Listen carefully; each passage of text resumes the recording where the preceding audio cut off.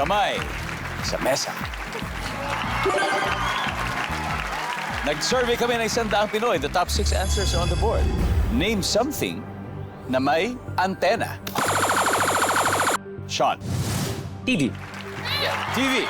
Naabutan nyo naman yung mga TV may antena. Oo naman po. Doon kami lumaki. Doon kayo lumaki. Childhood. Kapag malabo yan, ilalabas mo pa yun sa sa labas ng pintuan. Mag-aaral ka ng signal.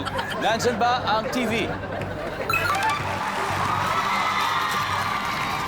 Sean, pass or play?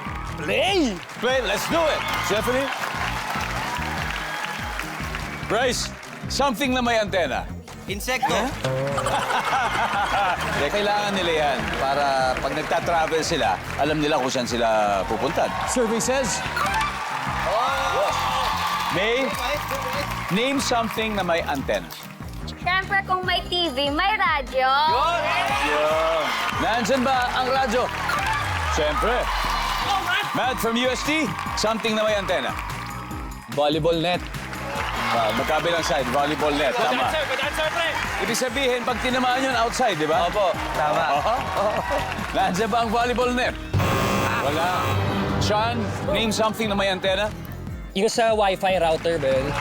O yun. Router. Nandiyan ba ang Wi-Fi? Bryce, name something na may antena, Bryce. Yung mga lumang telepono. Oh, mga lumang telepono. Survey says... Team lovers, huddle lang kayo. May? Tower. Tower. Survey says... Wala. Something na may antena, John. Para sa akin, walkie-talkie. Olive? Walkie-talkie. John? Walkie-talkie? Stephanie? Kaya ba yan? Something na may antena? Walkie-talkie. Let's go! Nagkasundo sila sa walkie-talkie? Tama kaya naging desisyon nila? Let's find out. Nandiyan po ba ang walkie-talkie?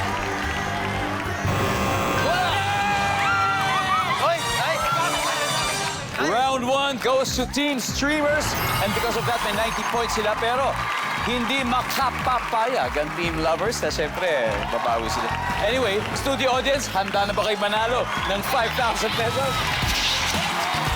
Sa inyo muna. Sino gusto sumagot? Sige na. Ikaw na, ito na. Ano pangalan mo?